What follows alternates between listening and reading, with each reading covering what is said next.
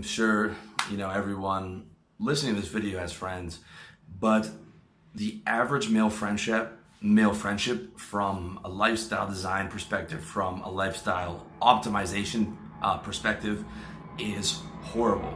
The average male friendship is absolutely horrible, okay? It is a pissing contest, it's guys talking over each other, it's guys breaking rapport, it's guys busting other's balls all the time, it's guys, where instead of, if you have a problem, you don't want to go to your friends, you want to keep that to yourself so that no one makes fun of you. Guys are negative, complaining about their job and their wives or their girlfriends or this and that. And, a lot of guys are not high energy, they're not positive, they're not pumping up your state, they're not listening to you when you speak. I mean, I see it all around me. I remember from high school, I remember it is very, very bad. I would say the average male friendship is bad, especially if you are the guy at the bottom. Okay, if you're the guy at the bottom of the crew and you're the guy who everyone can steal off of and just shit on, it's horrendous. This is a horrendous situation, and I'm sure you don't have to think too far to think of these examples from high school, from university, and even in the workplace when you go out with colleagues and stuff like that. It is not a close, comfortable, happy, consistently happy environment with a bunch of cool guys. That's on the rarer side for guys to find. However, it's 100% possible, okay? And you can look back, like I remember in middle school, grade 7, grade 8 is the first time you start getting money and we were allowed to go out to eat for lunch. Grade 1 to 6, you had to, bring your lunch. Mom made your lunch, your peanut butter sandwich. You had to sit there in school and you had to sit there at the cafeteria. But grade 7 and 8, we could go out to eat for lunch. And I remember so clearly, like we'd go to the pizza place to have a slice of pizza and play Street Fighter, the actual arcade game, all right? Because this is back in the day, all right? And the guy who was last to finish his pizza was just left behind. It was no, let me wait for you. It was, we'd all fight each other to get to the front of the line, to be the first one there. And then it was a race to finish your food. And whoever finished first, those guys would be ready to go.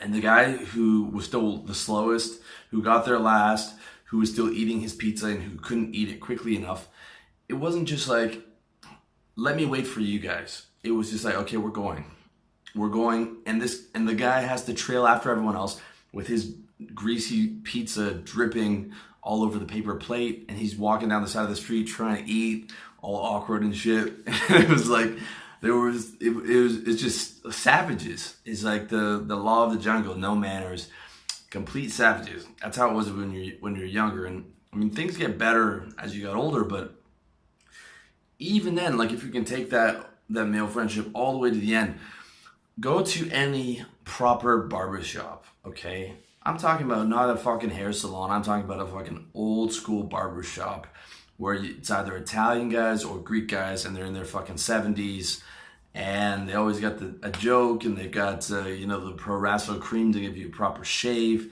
and they can do the haircut in their sleep. So there's the barbers are 70, and then there's like 5 or 6 guys in their 70s who are just in the chairs. They're not in the barber's chairs, but they're just sitting in the chairs where you wait to get a haircut. And they don't work there, but they're there reading a magazine. Sometimes they help sweep up.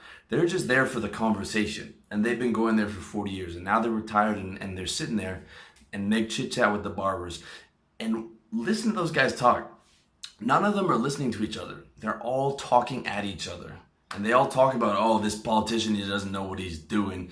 And no one actually listens and engages to what the other guy said. They just talk over him about, no, it's my opinion, right? And they just go at each other for like 2 hours, busting each other's balls and not listening to the conversation, and just, like it's a very bizarre thing, right?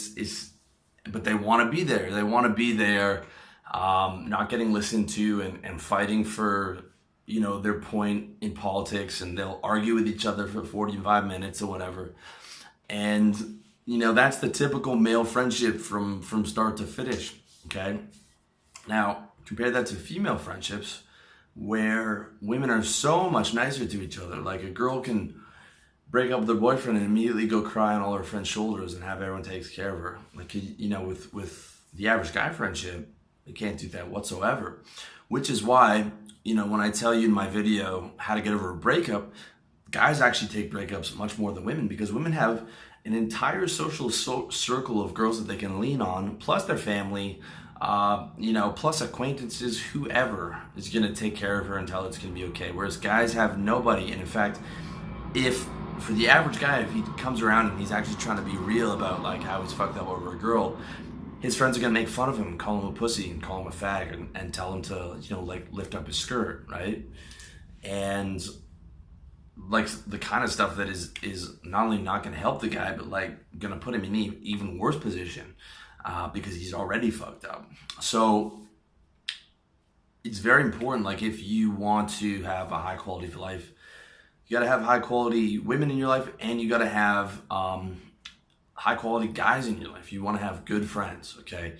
And a lot of you might not even know what a good friendship actually looks like, or what a good guy actually looks like, okay? Because you're so used to the status quo.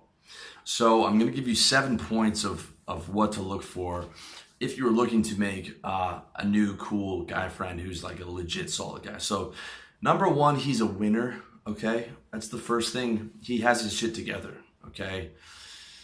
You are like, a lot of what you are the 5 people that you surround yourself with, okay? If you're surrounding yourself with 5 losers, their loser state is going to rub off on you.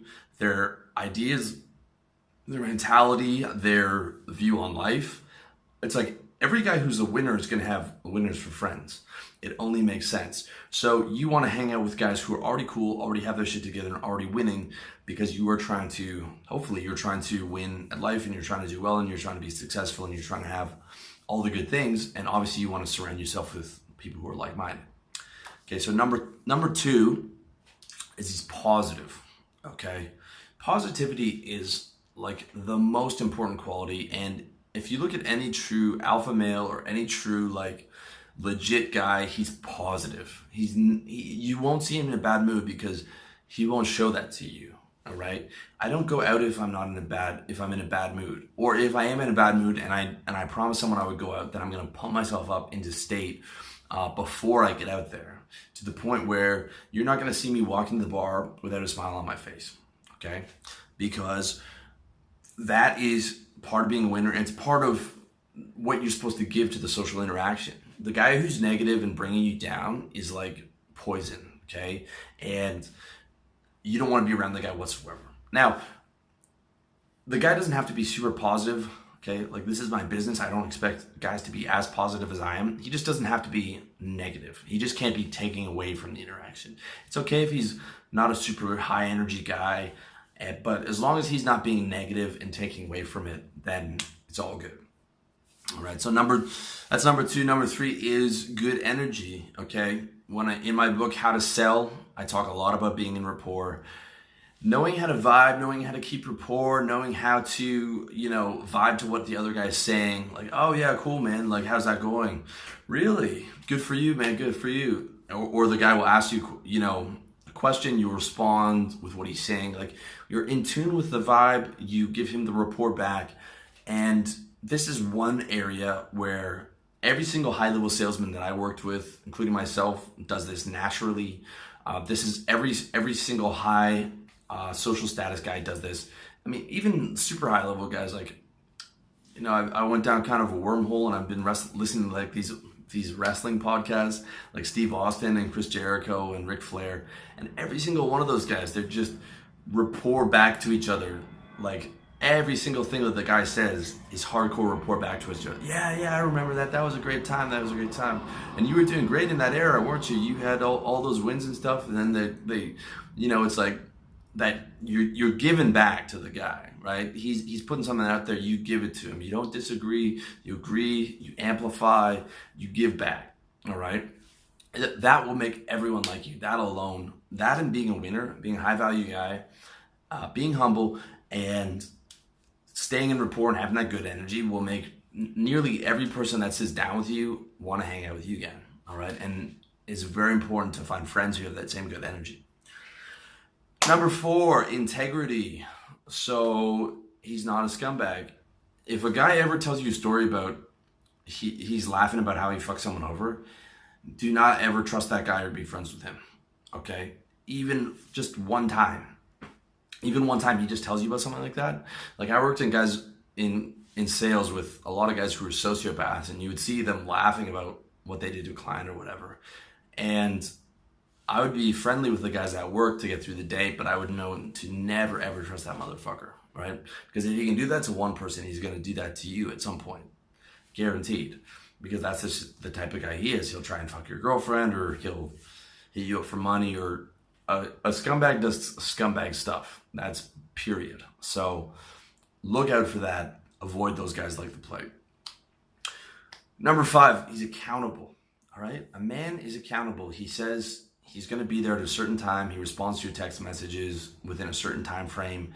He shows up on time. He is able to give you a plan if you ask for it, instead of just like, oh, message me that day, bro. Like maybe I'll I don't know, just a stand-up accountable guy who does what he says he's gonna do, shows up on time. If you call him, he answers his phone or responds back to you in a fucking reasonable time frame. That's man behavior, okay? Girl behavior is flaking, is not responding, is not accountable. Very, very important you avoid guys like that, because you're just gonna get annoyed with them, right? Number 6, masculine. Okay, you want to hang around masculine guys who aren't, overly emotional and needy and, easily upset and things like that, because, that kind of energy is for the women in your life, right? It's, if you wanted that energy, you'd be with the women, but you want a group of guys where you can come out and have that masculine energy reinforced, that strength, that purpose, that being strong and making your way through life. You want guys who are going to reinforce that in you as a man, okay? You don't want guys who are going to not reinforce that and take away from that, all right? Now, that's not to say if the guy's upset about something, then you definitely want to give him some consolation and hopefully vice versa. But on average, the guy should be masculine and able to take care of himself. And when you go out with the boys, you're going up to power up, your masculine energy and power up your state of mind and the idea that you guys are all winning together and moving towards goals and things are going well, and sort of selling each other on this idea of, you're strong, capable guys, and this is the winner's circle and things are going well, okay?